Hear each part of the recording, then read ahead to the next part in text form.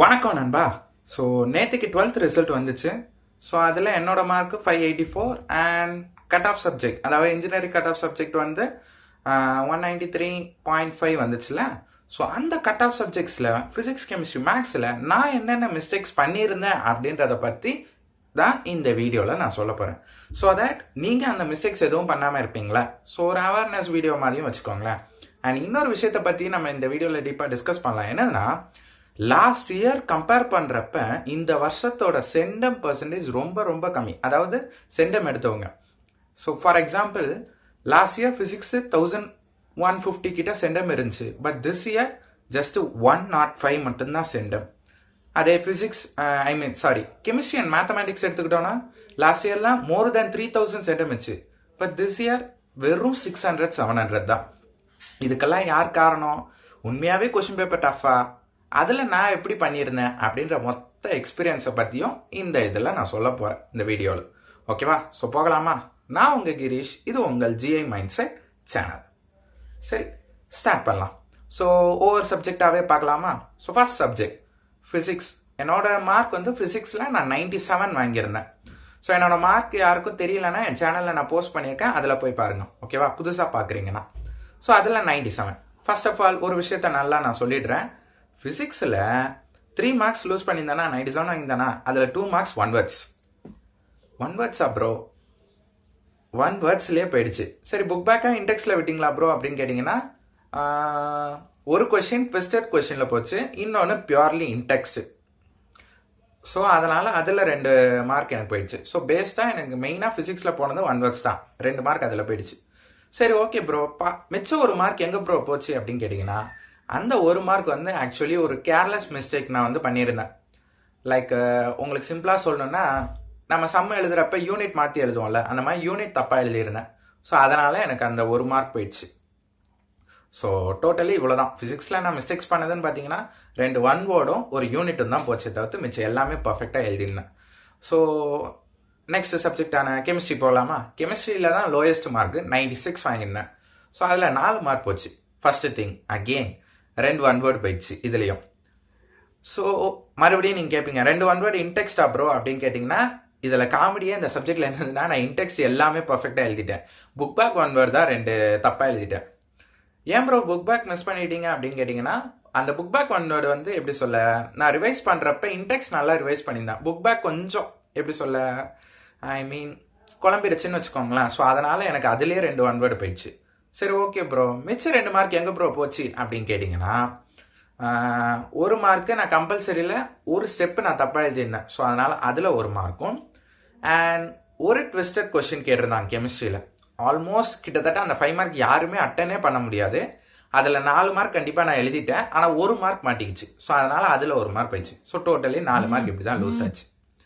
So பேசிக்காக 2 one word போயிருக்கு, நானே லூஸ் பண்ணதுன்னு வச்சுக்கோங்களேன். ஸோ அந்த 2 ஒன் வேர்டு ரைட்டு. அதுக்கப்புறமா ஒரு கேர்லெஸ் மிஸ்டேக் மூலமாக கம்பல்சரி சம்மில் எனக்கு ஒரு மார்க் தப்பாச்சு. அண்ட் ஃபைனலி ஒரு ட்விஸ்டட் 5 மார்க்கில் எனக்கு 4 மார்க் சூப்பராக எடுத்துட்டேன், ஒரு மார்க் எடுக்க முடியல. இதில் காமெடி என்னன்னா, அந்த 5 மார்க் ஆல்மோஸ்ட் நிறைய பேரால் அட்டன் பண்ண முடியல. நான் அதை படிக்கல, பட் ஸ்டில் என்னால் 4 மார்க் அதில் எடுத்துட்டேன். அது எப்படி எடுத்தேன்றதை பற்றியெல்லாம் நான் லேட்டர் வீடியோஸில் எப்படி ஈஸியாக அதை ஸ்கோர் பண்ணலாம், படிக்காமலே எப்படி வந்து எந்த 5 மார்க்கு 2 மார்க் 3 மார்க் கேட்டாலும் எழுதலான்றதை பற்றியும் சொல்கிறேன். அண்ட் லாஸ்ட்டு மேக்ஸு சிம்பிள்ரா. இதில் ஒரு ஒன் வேர்டு போச்சு, பியூர்லி இன்டெக்ஸ்ட்டு. அது இன்டெக்ஸில் தான் போச்சு ஒரு ஒன் வேர்டு. அப்போ மிச்சம் 2 மார்க் எங்கே ப்ரோ போச்சுன்னா, ஆக்சுவலி இதுலேயும் ஒரே ஒரு கொஸ்டின் நான் வந்து எப்படி சொல்ல, கரெக்டாக ஆன்சர் கீக்கு ஏற்ற மாதிரி நான் எழுதலை. பிகாஸ் நான் என்ன கொஸ்டின் உங்களுக்கு சொன்னால் இப்போ புரியாது, பிகாஸ் நீங்கள் எதுவுமே படித்தது இல்லைல்ல. ஸோ எந்த லெசனில் மிஸ்டேக் பண்ணேன்னு வேணால் சொல்கிறேன். சாப்டர் 12 மிஸ்டேக் பண்ணியிருந்தேன். ஓகேவா? சாப்டர் 12 நான் மிஸ்டேக் பண்ணியிருந்த ஒரு சம் கேட்டிருந்தாங்க. அதில் நான் மிஸ்டேக் பண்ணதுனால தான் எனக்கு தெரிஞ்சு 2 மார்க்ஸ் போயிருக்கும். ஸோ அதுலேயும் 2 மார்க்ஸு ப்ளஸ் இந்த ஒன் வேர்டு சேர்த்தா இந்த 3 மார்க்ஸ். ஸோ 97 மார்க்ஸ் வாங்கியிருந்தேன். So totally cut off 193.5. But இந்த வருஷத்தில் ஆல்மோஸ்ட் நீங்கள் கவனிச்சிருந்தீங்கன்னா தெரியும், இன்ஜினியரிங் கட் ஆஃபோட மார்க் நல்ல டிக்ரீஸ் ஆயிருக்கு. முன்னாடி இருந்ததை விட, முன்னாடியெல்லாம் 200 199 வந்து ரொம்ப அதிக பேர் எடுத்திருப்பாங்க. பட் திஸ் இயர் பார்த்தீங்கன்னா ரொம்ப கம்மி. காரணம் என்ன? ரொம்ப சிம்பிள். என் சேனலில் நான் ரொம்ப நாளாக சொல்லிட்டு இருக்க ஒரே விஷயம்தான் ஓவர்லுக்டு கொஸ்டின்ஸ்னால தான். இந்த வருஷம் பசங்க யாருங்களுக்கு எங்கள் பேட்ச் ஸ்டூடெண்ட்ஸ் யாருக்குமே இந்த ஓவர்லுக் கொஸ்டின்ஸை பற்றி சுத்தமாக ஐடியா இல்லை. ஸோ அதனால் என்னாச்சு, மொத்த கட் ஆஃப் அப்படியே டிக்ரீஸ் ஆச்சு. அதனால தான் இந்த மார்க் இவ்வளோ குறைஞ்சிருக்கு. ஓவர்லுக் கொஸ்டின்ஸ் பற்றி புதுசாக நீங்கள் என் சேனல் பார்க்குறவங்களுக்கு என்னன்னு தெரியலன்னா, என் சேனலில் எப்படி இம்பார்ட்டன்ட் படித்து 90+ வாங்குறது அப்படின்னு ஒரு வீடியோ போட்டிருக்கேன். ஸோ அந்த வீடியோவில் ஓவர்லுக் கொஸ்டின்ஸை பற்றி கம்ப்ளீட்டாக உங்களுக்கு சொல்லி கொடுத்துருக்கேன். ஸோ அந்த வீடியோவை பார்த்துட்டிங்கன்னா உங்களுக்கு ஓவர்லுக் கொஸ்டின்ஸ்னால் என்ன தெரியும். அண்ட் இன்னொரு பிகஸ்ட் திங், நான் ஆல்ரெடி சொன்னது தான், வருஷம் ஓவர்லுக் கொஸ்டின்ஸ் இன்க்ரீஸ் ஆகிக்கிட்டு இருக்கு. இந்த வருஷம் 50% ஓவர்லுக் கொஸ்டின் கேட்டதுக்கே கட் ஆஃப் இவ்வளோ டிக்ரீஸ் ஆகிருக்கு. அடுத்த வருஷம் இதை விட அதிகமாக கேட்டாங்கன்னா கட் ஆஃப் இன்னும் டிக்ரீஸ் ஆக வாய்ப்பு இருக்குது. ஸோ உனக்கு காம்படிஷன் கம்மியாகிறதுனால நீ கொஞ்சம் தெளிவாக இருந்துக்கணுன்றதை நான் சொல்கிறேன். ஸோ இனிமேல் 195க்கு மேலே நீ கட் ஆஃப் எடுத்தாலே ரொம்ப பெருசு. ஏன்னா லாஸ்ட் இயர் வரைக்கும் 200 கட் ஆஃப் எடுத்தாலே நார்மலான விஷயம்னு சொல்லுவாங்க. பட் இந்த இயரில் 195க்கு மேலே எடுத்தாலே ரொம்ப பெரிய விஷயம். பிகாஸ் 200 கட் ஆஃப் அதிகமாக வரலை, வந்திருக்கு, வராமலாம் இல்லை. பட் ஆனால் 200 கட் ஆஃப் ரொம்ப கம்மி, 195க்கு மேலேயே ரொம்ப கம்மி.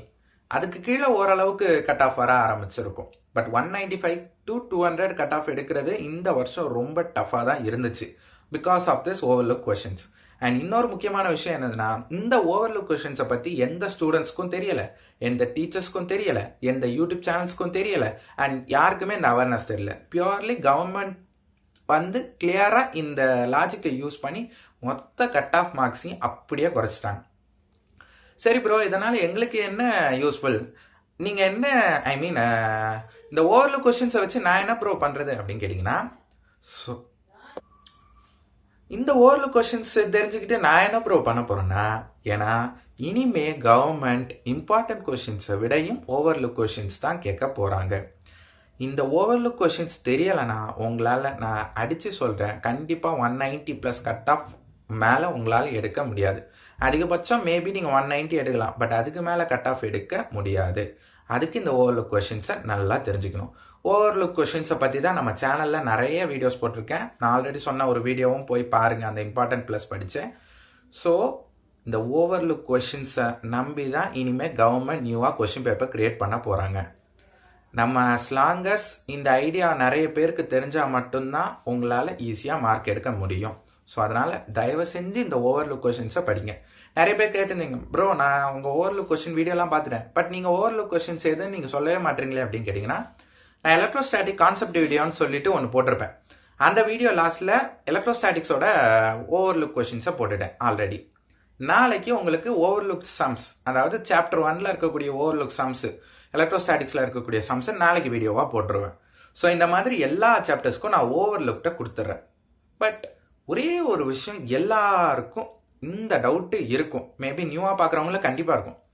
எதுக்கு கவர்மெண்ட் சம்மந்தமே இல்லாமல் டஃப்பான கொஷின்ஸ் எடுத்துருக்கலாம், பட் அதுக்கு பதிலாக இந்த ஓவர்லுக்டு கொஷின்ஸ் எடுக்கிறாங்கன்னா, இந்த ஓவர்லுக் கொஷின்ஸ் டஃப்பாகவும் இருக்காது, ரொம்ப ஈஸியாக இருக்கும், ஆனால் யாரும் படிக்கவும் மாட்டாங்க.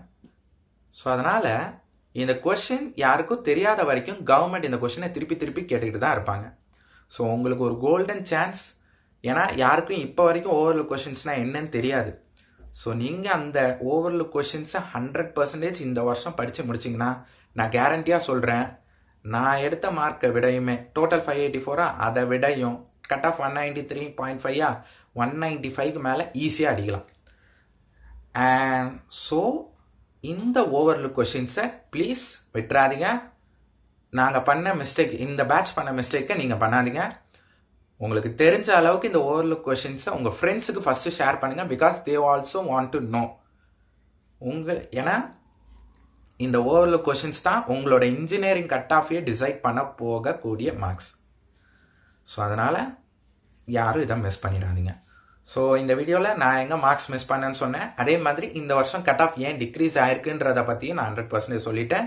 உங்களுக்கு ஒரு கோல்டன் சான்ஸ் இருக்குது, நீங்கள் ஈஸியாக 195+ வாங்கலான்றதுக்கு என்ன ஐடியா, ஓவர்லுக் கொஷின்ஸை படிக்கணும்னு சொல்லிட்டேன். அதை எங்கே படிக்கலாம்னு சொன்னதுக்கு என் சேனலில் பியூர்லி போட்டுட்டேன், மற்ற எங்கேயுமே இதை பற்றி இருக்காதுன்றதும் சொல்லிட்டேன். ஸோ அதனால தான் சொல்கிறேன், எனக்கு சப்போர்ட் இன்னும் கொஞ்சம் அதிகமாக கொடுத்தீங்கன்னா இதுக்கு மேலே என்னால் எவ்வளோ விஷயங்கள் நான் கற்றுக்கிட்டானோ அது எல்லா விஷயத்தையும் உங்களுக்கு சொல்ல நான் எப்போவுமே ட்ரை பண்ணுவேன். பிகாஸ் எனக்கு I want to help my juniors very much. அதோட என்னோட ஸ்டடி ரொட்டீன் வீடியோலாம் பார்த்துருந்தீங்கன்னா நான் படிக்கிற மெத்தடே வேற மாதிரி இருக்கும். பட் ஸ்டில் ஐ காட் ஒரு டீசன்ட் ஸ்கோரை என்னால் ஈஸியாக எடுக்க முடியுது வித் தட் ஸ்ட்ராட்டஜி. அந்த ஸ்டடி ரொட்டீனை வச்சு I didn't finish the portion. September மந்த்துக்குள்ளே போர்ஷன் முடிக்கல. ஃபர்ஸ்ட் டிவிஷன் எக்ஸாம் எழுதலை. ஏன்னா எனக்கு ஆனுவல் டே இருந்ததுனால ஃபர்ஸ்ட் டிவிஷன் நான் எழுதலை. நான் போர்ஷன் முடிச்சது தமிழ் எக்ஸாமுக்கு 3 நாள் முன்னாடி தான். நான் போர்ஷன் ஸ்டார்ட் பண்ணது ஜூன் மந்த். அப்போ தான் இவ்வளோ விஷயங்கள் நான் பண்ணியிருக்கேன். எக்ஸாம் அப்போ மட்டும்தான் படிப்பேன். ஆரம்பத்தில் இருந்துலாம் நான் படித்ததில்லை. உங்களை மாதிரி நான் மே மந்த்தும் ஸ்டார்ட் பண்ணதில்லை. In spite of doing all these things but I still manage to score this much mark. இவ்வளோ கஷ்டமான பேப்பர்லேயே என்னால் ஸ்கோர் பண்ண முடிஞ்சுது. இவ்வளோத்துக்கு எனக்கு ஓவர்லுக் கொஷின்ஸ்னால் என்னன்னு கூட அந்த டைமில் தெரியலை. இப்போ நான் உங்களுக்கு அந்த இதே சொல்லிட்டேன். அப்போ கண்டிப்பாக உங்களால் மார்க் எடுக்க முடியுன்ற மோட்டிவேஷன் கண்டிப்பாக இருக்குல்ல. ஸோ அதை கொண்டு வரதுக்காக தான் இந்த வீடியோவை நான் போட்டிருக்கேன்.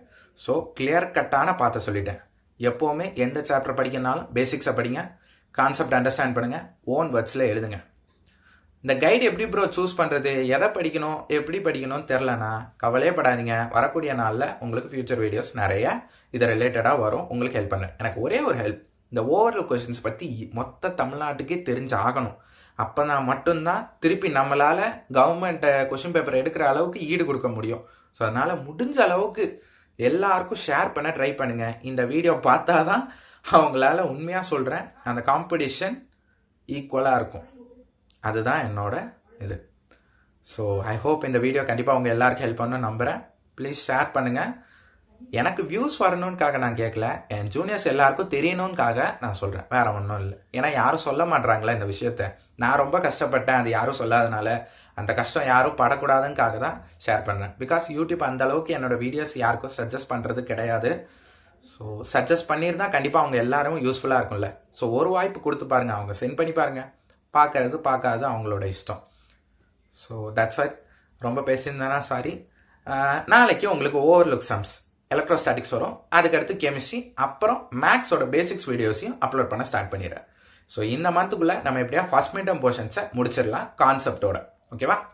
ஸோ நல்லா படிங்க. All the best. N result வந்துருச்சு. இப்போ நெக்ஸ்ட்டு நீங்கள் எல்லாருமே நல்லா படித்து சூப்பரான மார்க் எடுக்கணும்.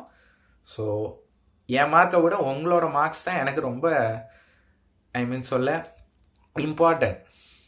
பிகாஸ் நம்ம வளரதை விட நம்ம சுற்றி இருக்கவங்க வளர பார்க்கும்போது தான்டா சந்தோஷமாக இருக்கும். அதுக்காக தான் எல்லாம் பண்ணுறேன். தேங்க்ஸ் நண்பா. நாளைக்கு பார்க்கலாம்.